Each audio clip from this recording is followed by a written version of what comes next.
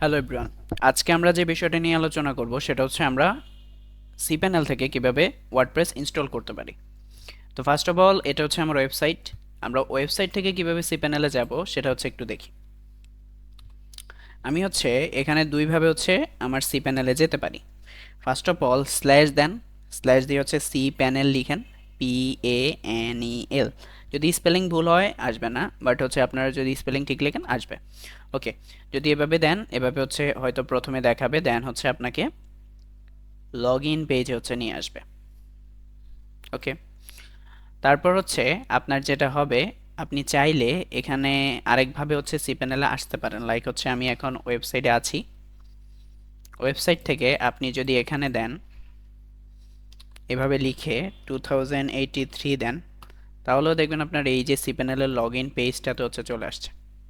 ওকে, তো আমি হচ্ছে একটু লগ ইন করে নিচ্ছি, দেন হচ্ছে আপনাদের আবার দেখাচ্ছি। ওকে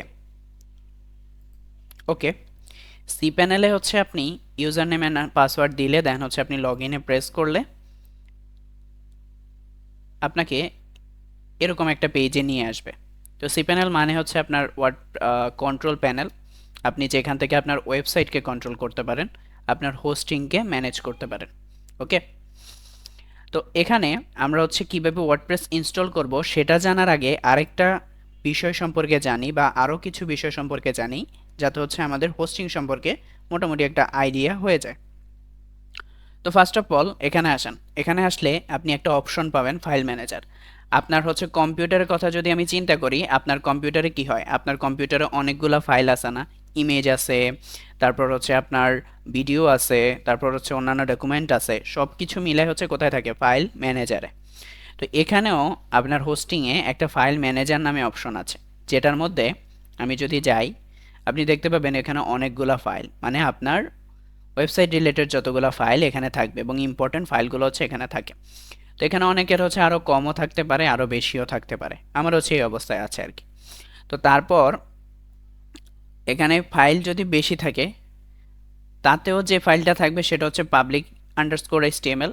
আর যদি কোনো কারণে ফাইল দেখেন এখান থেকে কম আছে, তাও দেখবেন যে পাবলিক আন্ডারস্কোর HTML আছেই। এবং এইটার আন্ডারে হচ্ছে আপনার ওয়েবসাইটের যতগুলো ওয়েবসাইট আছে, আপনার হোস্টিংয়ের যতগুলো ওয়েবসাইট আছে, সবগুলো ওয়েবসাইট এখানে থাকবে। এবং আপনার হচ্ছে কোনো ফাইল যদি আপলোড করেন, সেগুলো হচ্ছে এখানে আপলোড করে রাখতে পারবেন। তো আসেন এবার হচ্ছে আমরা হচ্ছে ফাইল ম্যানেজার সম্পর্কে আইডিয়া পেয়েছি, এবার আমরা জানবো ওয়ার্ডপ্রেস কিভাবে ইনস্টল করতে হয়। তো এখানে আরেকটা বিষয় সম্পর্কে একটু আপনাদের আইডিয়া ক্লিয়ার করি, একটা হচ্ছে পাবলিক HTML। এখন এখানেও তো বলছি যে সবগুলো ওয়েবসাইট হচ্ছে এখানে থাকে, এবং আমার মেইন ওয়েবসাইটের ফাইলও কিন্তু এখানে থাকে। লাইক হচ্ছে আমার niloydev.com যে ওয়েবসাইটটা, সেটার যে ফাইলগুলো সেগুলো কিন্তু কোথায় আছে, এখানের মধ্যেই আছে। এবং এটার আন্ডারে niloydev.com এর আন্ডারে যতগুলো ওয়েবসাইট আছে সেটার ফাইলগুলো এখানে আছে। তো চলেন এবার হচ্ছে এই বিষয়টা বলার রিজন হচ্ছে আমি একটু দেখাই। cPanel আসলাম, এবার আমরা যাব ওয়ার্ডপ্রেস ইনস্টলেশন প্রসেসে। প্রসেসটা খুবই সহজ। আপনারা যখন cPanel এ আসবেন, cPanel এর একদম নিচের দিকে দেখতে পাবেন সফটওয়্যার ক্লস অ্যাপস ইনস্টলার, এখানে এরকম একটা অপশন আছে। ওইখান থেকে নিচে যদি যান, নিচে দেখবেন ওয়ার্ডপ্রেস আছে, তো ওয়ার্ডপ্রেসে ক্লিক করবেন। ওকে, ওয়ার্ডপ্রেসে ক্লিক করলে আপনি এরকম একটা পেজ পাবেন। এখান থেকে আপনি প্রথমেই ইনস্টলে ক্লিক করে দিবেন। ইনস্টলে ক্লিক করার পর আপনাকে বলছে যে সফটওয়্যার সেটআপ। তো ওয়ার্ডপ্রেস হচ্ছে একটা সফটওয়্যার বলা যায়। তো আপনি হচ্ছে ওয়ার্ডপ্রেস হচ্ছে আপনি এখানে ইনস্টল করবেন। তো ফার্স্ট অফ অল আপনাকে বলতেছে আপনি কোথায় হচ্ছে এটা কি করবেন, ইনস্টল করবেন। মনে করেন আমার niloydev.com-এ কোনো ওয়েবসাইট নাই, হ্যাঁ, তো সেক্ষেত্রে আমি যদি চাই আমি niloydev.com-এ হচ্ছে এটা ইনস্টল করতে পারবো কিভাবে। আপনি এখানে যদি আসেন দেখবেন যে WP লেখা, ঠিক আছে। তো ফার্স্ট অফ অল হচ্ছে এখানে যদি আমি মেইন ডোমেইনে হচ্ছে ইনস্টল করতে চাই, তাহলে এখানে এরকম রাখতে হবে, এখানে অটোমেটিক এটা সিলেক্ট থাকবে, এবং এই জায়গাটা অবশ্যই ফাঁকা রাখতে হবে যাতে এখানে কিছু না থাকে। এখানে থাকলে কি হবে, আমার হচ্ছে এখানে কিছু থাকলে, লাইক হচ্ছে আমি যদি WP লিখি, তাহলে আমি যখন ওয়ার্ডপ্রেসটা ইনস্টল করব, তখন হচ্ছে cPanel-এ যে পাবলিক HTML আপনাদের দেখিয়েছি না, এটার আন্ডারে WP নামে হচ্ছে একটা ফোল্ডার ক্রিয়েট হবে। ডাব্লিউপি নামে হচ্ছে একটা ফোল্ডার ক্রিয়েট হবে, যেটার মধ্যে হচ্ছে কি হবে, ওয়ার্ডপ্রেসটা ইনস্টল হবে। আর যদি আমি এখানে ফোল্ডারটা না দেই, এই জায়গাটা ফাঁকা রাখি, তাহলে আমার মেইন ডোমেইনে মানে হচ্ছে আমার niloydev.com-এই হচ্ছে ওয়েবসাইটটা ইনস্টল হবে বা ওয়ার্ডপ্রেসটা ইনস্টল হবে।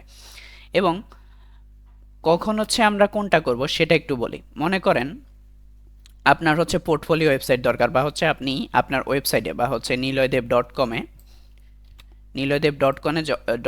যখন হচ্ছে কেউ আসবে, তখন আপনি যে ওয়েবসাইটটা দেখাতে চান সে ওয়েবসাইটটা অবশ্যই কি করবেন, এখানে niloydev.com বা হচ্ছে আপনার মেইন ডোমেনটাতে কি করবেন, ইনস্টল করবেন।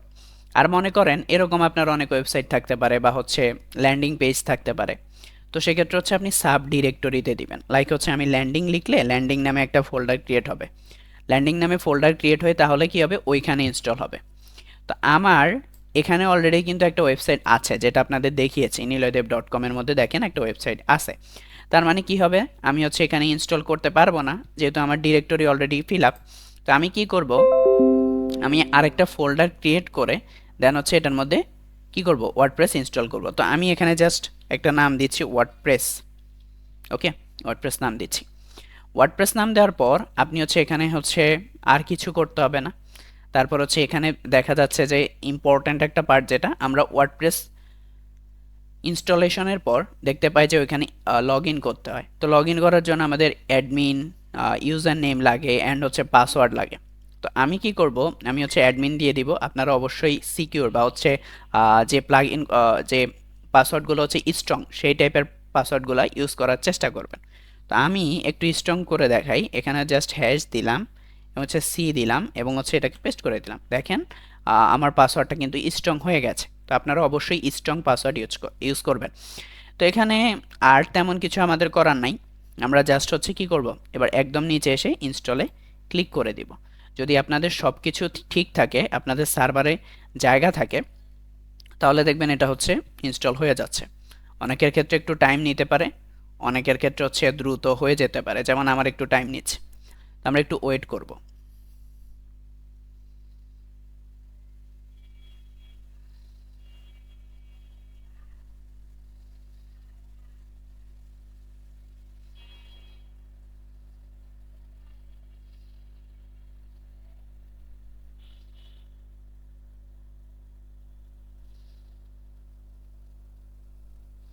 দেখেন ইনস্টল হয়ে গেছে। ইনস্টল হয়ে গেছে কিভাবে বুঝবো, এখানে congratulation the software was installed successfully, যদি কোনো এরর থাকে তাহলে এররটা দেখাবে এবং ইনস্টলেশনটা অফ হয়ে যাবে। যেহেতু ইনস্টলেশনটা 100% কমপ্লিট হয়েছে এবং আমার হচ্ছে congratulation the software was installed successfully মেসেজটা দেখাচ্ছে, তার মানে এটা ইনস্টল হয়ে গেছে। তো ইনস্টল হওয়ার পর ওরা হচ্ছে আপনাকে দুইটা লিঙ্ক দিবে, একটা হচ্ছে আপনি ওয়েবসাইট কিভাবে অ্যাক্সেস করবেন। এখানে niloydev.com/wordpress লেখা আছে দেখেন। তো প্রথমটা হচ্ছে আমি আমার ওয়েবসাইটটা যেখানে হচ্ছে ওয়ার্ডপ্রেস ইনস্টল হচ্ছে সেটা কিভাবে দেখব। আমি কিন্তু niloydev.com-এ আমি বলছি কি আমার ওয়েবসাইট আছে, আপনাদের না থাকতে পারে, সেক্ষেত্রে আপনি niloydev.com-এই হচ্ছে কি করবেন, ইনস্টল করবেন। শেষে যে আমি ডিরেক্টরি দিয়েছিলাম সেটা দিবেন না। আমি যেহেতু ডিরেক্টরি দিয়েছি সেজন্য ডিরেক্টরিতে কি হয়েছে, ওয়ার্ডপ্রেসটা ইনস্টল হয়েছে।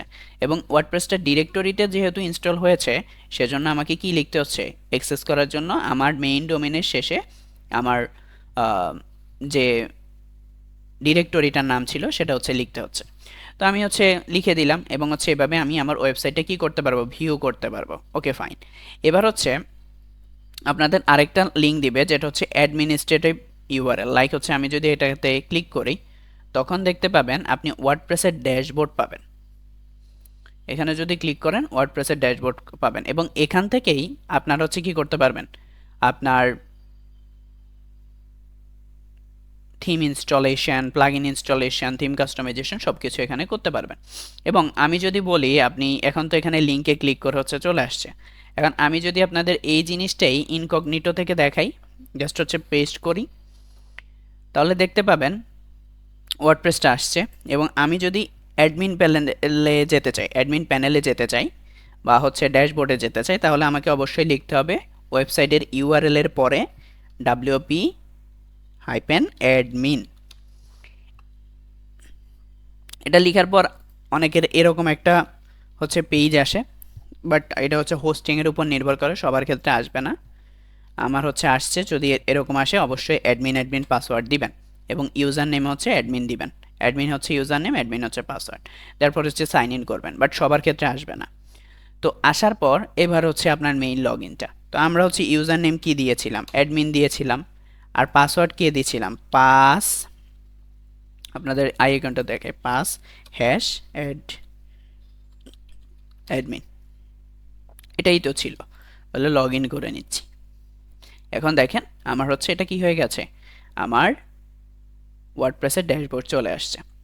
তো আজকের ভিডিও এ পর্যন্তই। আমরা দেখে নিলাম তাহলে cPanel থেকে কিভাবে খুব সহজে আমরা ওয়ার্ডপ্রেসটা ইনস্টল করে ফেলতে পারি।